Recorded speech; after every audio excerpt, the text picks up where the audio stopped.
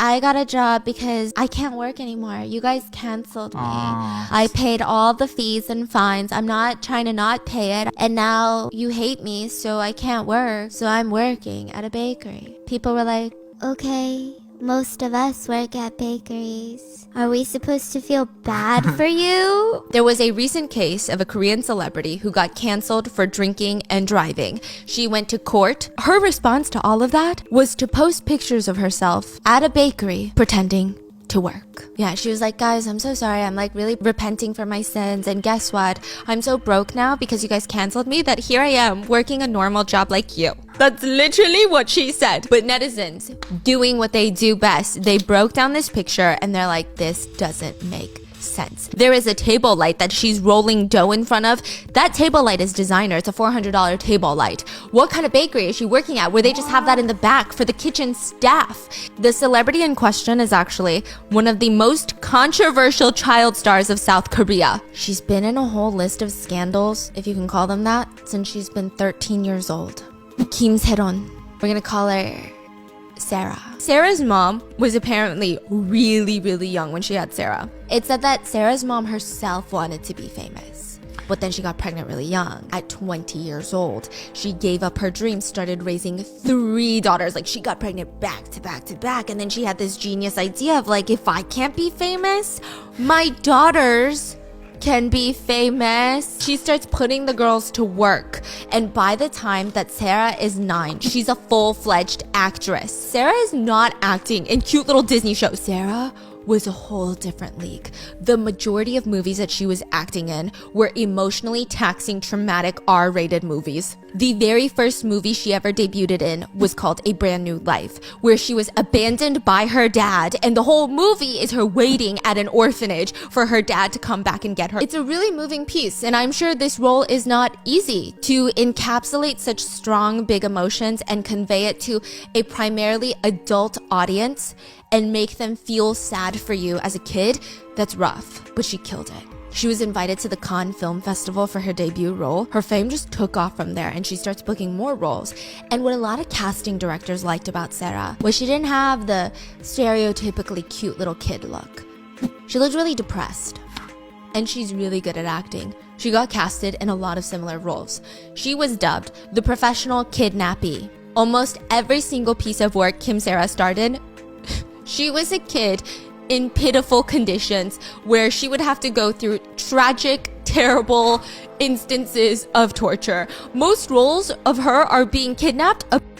And besides seeing the parts that she's in, she wasn't even allowed to watch the rest of the movies because they're all rated R. I'm just saying, like, I'm not excusing anything that she does, but I do think it's an interesting idea to take a look at how this would impact a child's psyche growing up. I wonder how these roles affected her. May 18th of 2022, she does do something that I can't even excuse. The drunk driving incident. The morning of May 18th, 2022 at around 8 a.m., it's also a Wednesday, witnesses reported seeing a Land Rover driving erratically down a busy street in Gangnam. They called the police about it. The street is not that wide, the street that she's on, so it's pretty packed. Nobody really speeds here.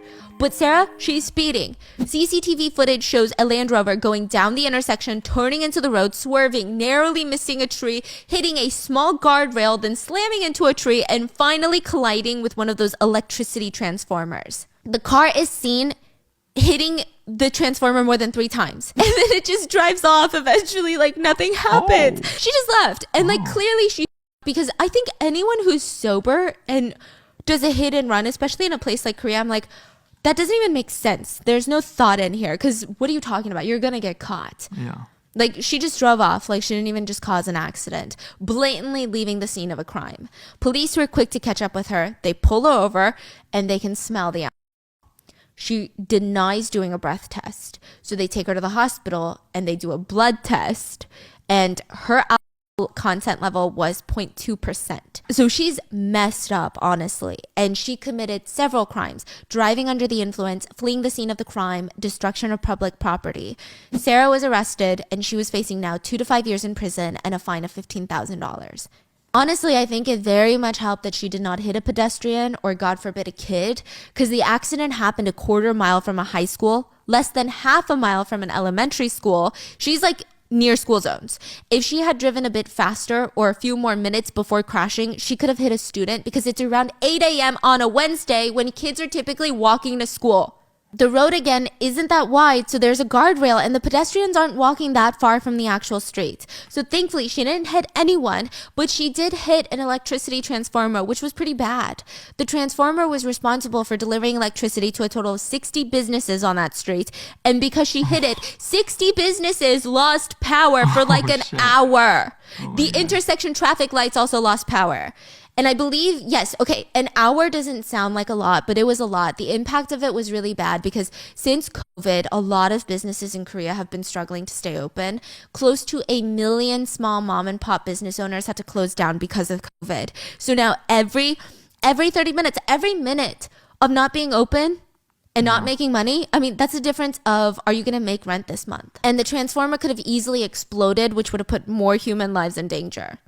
So the same day, Sarah disabled her Instagram comments. So there were initial reports that there was another person in the car that was unnamed. We still don't know. It seems like there wasn't, but there's rumors that there was. And that made this case go even more viral because Sarah is close with 3 female celebrities and all of them kind of fit the profile of being young female in their 20s. It was just really messy.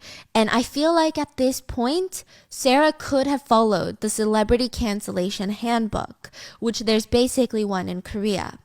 For celebrities caught in DUI scandals, the playbook is keep apologizing, do a 90-degree bow for the media at least twice during your apology speech, lay low for approximately 5.9 months, that is the average period for DUI scandals, don't post on social media, don't get caught outside having fun. If you're outside, look super depressed, okay? You're basically on house arrest.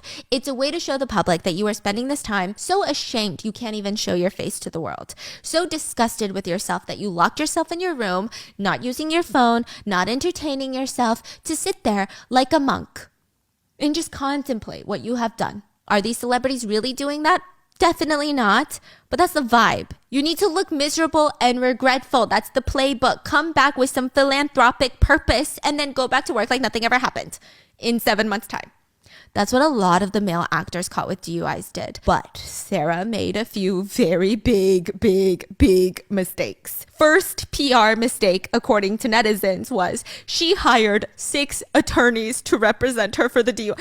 Listen, because the thing within Korea's a little bit different too. You know, like in America, it's like, okay, I always tell you guys, lawyer up. I don't care what it is. A cop comes to your door, lawyer up, point blank, that's it. In Korea, you know, with a crime like this, it's kind of tuck your tail and get the consequences. Like, what is there to fight? You did the crime. Like, why do you need 6 attorneys? You're the criminal. It's not a he said, she said. It's not a 2-party fight. Like, you're a criminal. What are you doing? And the 6 attorneys, out of them, they're all like big shot attorneys. Super expensive. The general public cannot afford these level of attorneys. So she wouldn't have to face jail time. But still, the 6 attorneys just was not a good look. It was just like really gross to a lot of people. And on top of that, her main attorney was a former prosecutor and chief of the 5th Division of the Incheon District Prosecutor's Office at one point. So these are some big names in that world. She paid a lot of money for representation, and a lot of netizens were irked by this. They're thinking, must be so nice to be rich and get away with whatever crime you commit in broad daylight. Yeah, it just felt like overkill. But you know what? This one, out of all the PR blunders that the netizens hated, I would say this one is probably like a neutral one for me. I think it's just a bit goofy, but I'm not necessarily like, oh, she's so shady. Just like, this feels like overkill. But I guess they did their thing because she did get off with no jail time and only a $14,000 fine. But the next PR mistake comes when the lawyer starts talking. You would think that, I mean, she probably paid him so much money, he would be a good attorney, right? But he made a statement. He said, Kim Sarah is supporting her family as the head of the household. After the accident, not only did Sarah, but also Sarah's family, they're all suffering from financial difficulties. Sarah paid a large amount of compensation after the crime in this case, resulting in financial difficulties. And then a lot of netizens felt 2 things. The first being, And so what about it? Sorry, you reap what you sow. You commit a crime. These are the consequences of your actions. I'm so sorry. You have to be like us and pay for the damages. Like, what do you mean? Meanwhile, the other half were like, what do you mean she's the breadwinner? Her mom is only 43 years old and her parents are so young. Why aren't they supporting themselves? Why are they mooching off of her 22-year-old daughter? And what do you mean she's out of money? Like, how much money could she blow through? Because she's been acting since she's 9. That's like a decade plus of her career. Now, here's where it gets wild though. Sarah went along with it and she started posting pictures of herself working at a bakery. What? She stated the $14,000 fine was too expensive, and she said that she had to compensate 59 businesses that lost business because of her. I don't think that she had to pay too much, because if it was a crazy figure, I'm sure her attorneys would have let us know. Like, guys, she owes like millions of dollars, you know? I think they would have said it. I think it was like another like 15,000, which, don't get me wrong, is life-changing money, but she's a child star. It's not like bankrupting her. Why do I feel like she paid most money to the lawyers? Yeah, exactly. Like, I think that's where all the money went with this. Yeah. So she posts these pictures of her working at this bakery.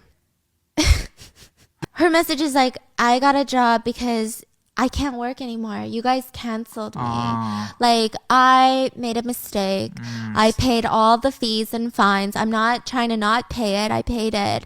And now you hate me, so I can't work. So I'm working at a bakery. People were like, okay, most of us work at bakeries. Are we supposed to feel bad for you? What is the message here? They wrote, if you're so busy working, why are you posing for pictures? Or who is taking these pictures? They also pointed out some weird inconsistencies. For example, she's wearing gloves, but she's touching her hair. They're like, that would get you fired at a bakery. There's another one where she's not wearing a hat or a net in her hair while she's baking baked goods, which again breaks a bunch of violations. So people are like, that doesn't make sense. It also looked like she was working for a franchise, because she was at one point like at the counter checking someone out, and the bag said Mega Coffee, which is a franchise. Well, Mega Coffee, the franchise, came out and said, she's actually never worked for us, so I don't know what that's about. But her friend, one of her childhood friends, was a part-time worker, but she quit. Netizens speculated that she used her friend to go behind the counter, taking her friend's apron to take these pictures. And then the one of her baking in the industrial kitchen features a table lamp that costs $400. And the whole thing, also, it's like it's moody lighting. Like, the overhead lights are off. It's one of those New York City, like, baking baked goods at night photo, like, video. The table lamp is up and she's crouched over, rolling out the croissants. But if you're baking in a bakery, where are the overhead lights? Like, the lighting is not going to be this moody, jazzy New York City, like, night with the friends while we bake pastries. It's going to be industrial kitchen vibes. And that light turned out to be like $400. And so once it was discovered that these pictures were staged, Sarah came out and she apologized. But she said, but I'm actually still working, you know, like I'm working at a bar. Yeah, but I just didn't want you guys to know which bar, so I staged these photos. Wow. What is going on? Who came up with this? It's so bad. It's so bad. She lives in a $1.8 million apartment. The car that she crashed is around $112,000. She apparently has other cars. So Sarah's attorneys would later come out and state that she needed the money because she needed to pay all these businesses back, and she's in this pickle. But a lot of people didn't buy it. Like, you live in a $1 million apartment. You could easily sell that. We haven't heard reports that the fines are worth more than $1.8 million. But then Sarah came out and said, no, that's just a house that the agency gave me to film in. So everything is weird. But then people are like, but the car that you were driving and crashed was $112,000. You typically wouldn't buy a car like that unless you have some sort of social, like, economic standing. She also had a Bentley at one point, a Volvo, her Land Rover. Things just didn't look real. They kept arguing that she's broke, and it just left a sour taste in people's mouths. Yeah. It also felt very patronizing. Like, even if, I guess the feeling for people was, you have been given such crazy opportunities since you were 9. If you have been bad with your money to the point where a crime that you commit can bankrupt you, like, that's not on us.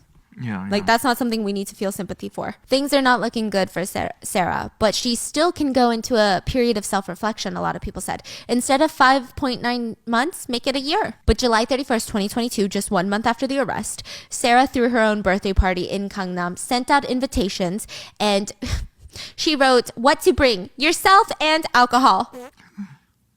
Oops. Yeah, that was really bad. This was around the time that she's complaining about having no money too. But she's throwing a lavish party in Gangnam. Then March of 2023, this year, she was pictured playing poker with famous YouTubers. This is not a picture that she posted, and everybody else's faces are blurred, so it does seem like someone has it out for her and leaked this photo of her. But netizens were still really upset.